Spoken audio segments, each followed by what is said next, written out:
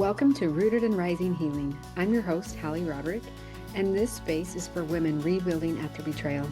Here we make sense of what happened, find truth again, and reconnect with who you really are beyond the pain. Whether you're staying, leaving, or still in the middle, your story matters. Together, we'll explore truth, clarity, and the quiet courage it takes to rise from the wreckage of what was into the wholeness of who you're becoming. You're safe to be here. In the messy middle, in the rebuilding, and in the rising. Let's begin.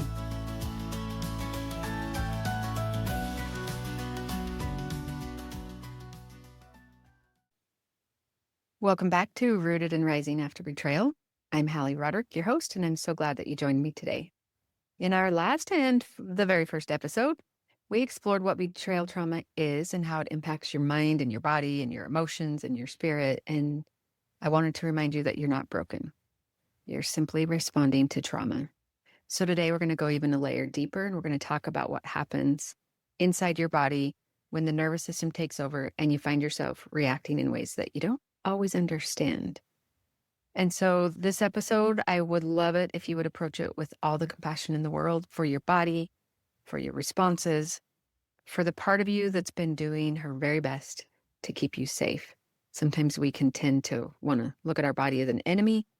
And I would love it if you would join me in befriending your body and learning to understand it a little more. So after betrayal, many women tell me, I just don't even recognize myself anymore. I can't sleep. I'm jumpy. My heart races. I can't focus. I feel like my body is fighting against me. And here's the truth.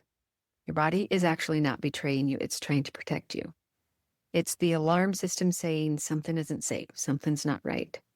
And so when all of this happens, it's not a sign of weakness. It's a sign that the system is working overtime to help you survive something that feels almost impossible. So let's make this simple, okay? Our nervous system has four main responses or ways of protecting us when it senses threat. The first one is, and I'm sure you've heard of them. They are fight, flight, freeze, or fawn. In fight, you might find yourself getting angry or defensive or ready to confront someone. In flight, you might feel anxious or panicky, or you might want to get far away or distract yourself. In freeze, you might feel numb or shut down or even stuck. And in fawn, this one is a little unfamiliar to some people, but the fawning is when you go into people pleasing or over functioning or over explaining to try and fix others in order to feel safe. So you go out in front of everything, trying to make sure that everybody else is okay in order to keep you safe. And you might actually find yourself in any one of those fight, flight, freeze, or fawn at different times and in different situations. These are all very normal trauma responses. You might have a go-to that you find yourself in more often, but it's very likely that you'll find yourself doing all of those at different times. I want you to know these are not personality flaws. These are survival codes that your body learned a long time ago, and your body will keep using them again and again and again until it feels safe. And so it's easy to feel frustrated with your body when you're anxious or you're exhausted or you're feeling triggered or activated all the time.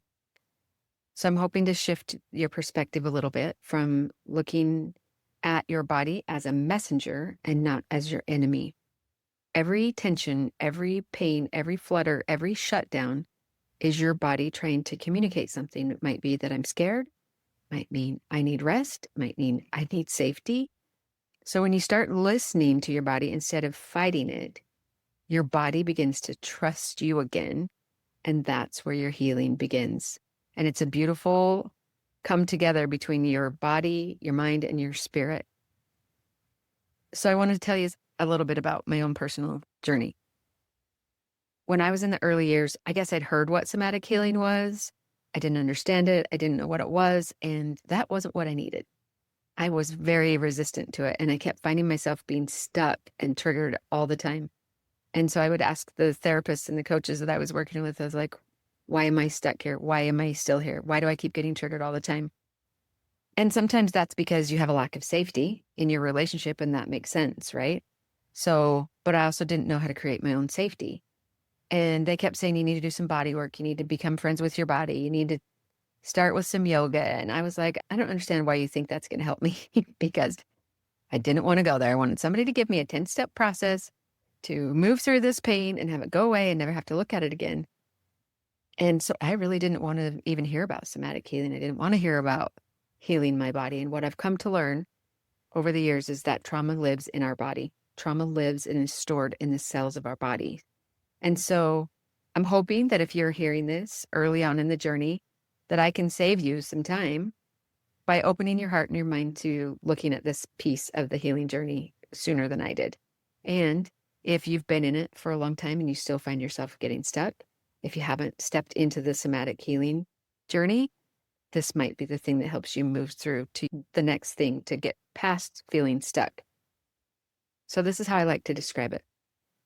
We all have a comfort zone in our nervous system and where we start to feel comfortable, where our body and our brain goes, okay, this is where we need to be. And after you've experienced something traumatic, your comfort zone actually ends up being up near the top of your window of tolerance. So it becomes activated. And your body and your brain thinks that's where you need to live in order to stay safe. And so how does this show up? This shows up in the hypervigilance, in the always activated. I used to describe it as like an underlying buzz going on in my body all the time. So I never could just feel calm and grounded and neutral. And actually, when I would get down to the calm, grounded, and neutral, it was pretty uncomfortable. And my body and my brain would kind of fight against it and go, nope, we need to be up here because we got to be watching out for safety.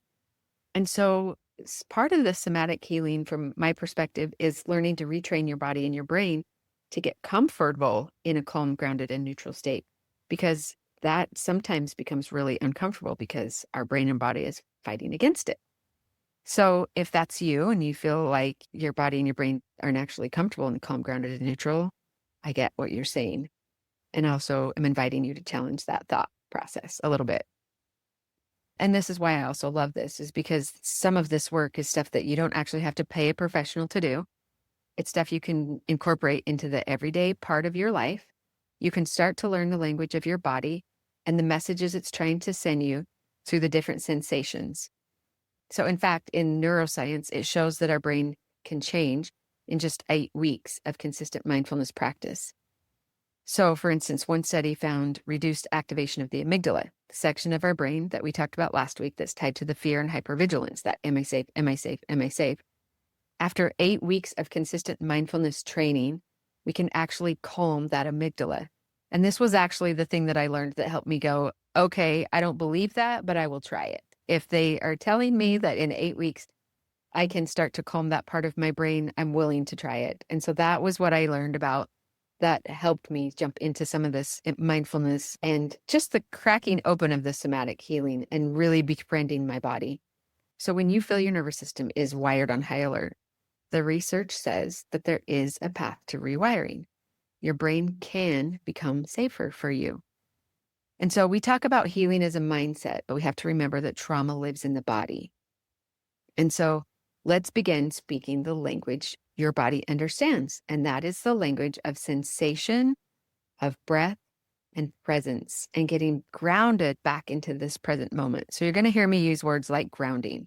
When I say grounding, I would encourage you to think about coming back into your body in this present moment. Co-regulation is calming your system through safe connection, sometimes with others. You may need to borrow the nervous system of a safe friend or a coach or a therapist when you become activated. If your partner has been doing some recovery work and they have the ability to be empathetic and hold space for your pain and your fears, they might be able to help you co-regulate. They might do the opposite. If they aren't, they might activate you more. So if you can rely on them for some co-regulation, that can be very healing relationally. And if they're not to that place in their recovery, then it's okay for you to find it through other safe people. You can also put your own hand on your own heart and do some skin-to-skin contact, because your body registers that as it releases oxytocin, which can help you get grounded. So another word you might hear me say a lot is safety. This is helping your body feel that the threat is over, even if your mind has a hard time catching up to it. I'm not saying that we want to blow by warning signs, but we want to differentiate the difference between a warning sign and if our brain is in a trauma loop and we actually are in a safe place right now. So grounding yourself into this present moment so that you can see with your logical brain whether or not you're in danger. So this is the start of what somatic healing looks like. We're not going to force calm. but we're going to start to gently teach your body that it's safe again to breathe. So I'm going to offer you a few things to try if you would like. These are some grounding exercises that can help you come back into your body, into the present moment. So if you're in a place and you want to try this with me, I'm going to walk you through what I call the Take 5. And I didn't create this, I learned this, but this is one of the tools that I've learned that I still use often to practice what I call getting out of my head and into my body.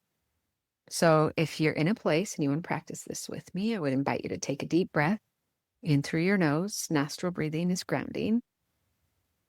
In through your nose and exhale slowly through your mouth. Take another deep inhale in through your nose and exhale slowly through your mouth. And now try this grounding method with me. We're going to notice 5 things that you can see with your eyes. And these 5 things are things that you might not be noticing. Maybe there's a scratch in the paint, or a flower in a pattern in something that you're wearing, or a light switch that you hardly ever notice, but you walk by all the time. So 5 things that you can see that you wouldn't normally pick up on. Now notice 4 things you can touch. And I would challenge you to see if you can do this without even reaching out and touching anything. Can you feel the ground beneath your feet? The chair beneath your bottom? If you have glasses, the glasses on your nose, or the belt around your middle, or a bracelet or ring on your finger. 4 things that you can feel without a touch, without even reaching out your hand. 3 things you can hear. So if you get quiet, can you hear the clock ticking? The fan blowing? Is there a dog or a car outside that you might have been not paying attention to? 2 things you can smell. Is there a candle burning or something cooking in the oven? Maybe you need to smell the shampoo on your hair or the laundry soap on your shirt, but 2 things you can smell. And then 1 thing you can taste. What's the last thing you ate? Do you have gum or a mint in your mouth? And then just notice, are you more grounded and present in this moment? This short little exercise is something you can do anywhere, anytime, and it helps your brain and your body realize that I'm right here. I'm safe enough in this moment. So you can use this anytime that you feel triggered or overwhelmed. And I would also encourage you to practice it when you're not feeling activated or overwhelmed. I used to like to practice this when my boys were playing football because it was like overstimulation. There was the band playing and the cheerleaders and the overhead speaker and so much going on. And I would walk through this, and it was almost like, in the movies when the camera goes from everything going on outside and it focuses and zooms in on one particular thing that's happening and slows everything down. I kind of think of this exercise as doing that. It tunes everything else out and gets me grounded and present and focused inside to what's happening inside of me. Okay, so there's one tool that you can practice. Another one is affirmations with integration. So thinking about saying something, my body is doing its best to protect me.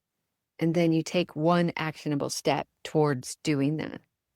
And we're going to talk about boundaries here in an episode or 2. And so can I take 1 boundaried step in a way that protects me? When you start seeing your body through this lens, your relationship with yourself begins to heal. So you don't have to force your body to be calm. You just have to meet it with some curiosity and some kindness. And I'm a big believer that the way you think creates your reality. So if you find yourself constantly beating yourself up because of what your body's doing and how it's responding, maybe give yourself a gentle invitation to shift the narrative in your head to, my body is not my enemy. My body is a friend and it has a message for me. And I'm going to notice how my body is responding, and I'm going to sit with that, and I'm going to listen to what the message is that it has for me. So if you would like, I would invite you this week to simply notice. This is just a practice of noticing. When you notice when your body feels tense or anxious, what activated that? Notice when you feel grounded. What helped? This isn't about fixing anything. This isn't about fixing your body or your responses. This is just about awareness. because awareness builds safety. Your body is not something to be fixed. It's something to be witnessed. And this safety is where healing begins. So next week, I'm going to dive into rebuilding trust with yourself. And as you practice this week, this would lay a great foundation as we move into that self-trust. So I hope this is helpful. I would love for you to check in the show notes. I have a mini guidebook of some other mindfulness practices that you can do to start getting comfortable and familiar with what your body is trying to tell you. And there's a free download there. So check the show notes for that link. I would love for you to grab that and start practicing some of those other just mindful, compassionate body awareness practices this week. Until then, take a breath, root into your body, and remember that you're not broken. You are becoming and you are rising. Thanks so much for being here this week, and I hope you'll be here next week. Thank you for being here with me inside Rooted and Rising Healing. Remember, healing isn't a destination. It's a returning to your truth, to your voice, to the woman you were always meant to be. You have the power to rise at your own pace, in your own way. And when it feels hard, just come back to your breath and remind yourself, still I rise. If this episode spoke to you, I'd love if you shared it with another sister on the journey. And until next time, stay rooted, stay rising. You've got this.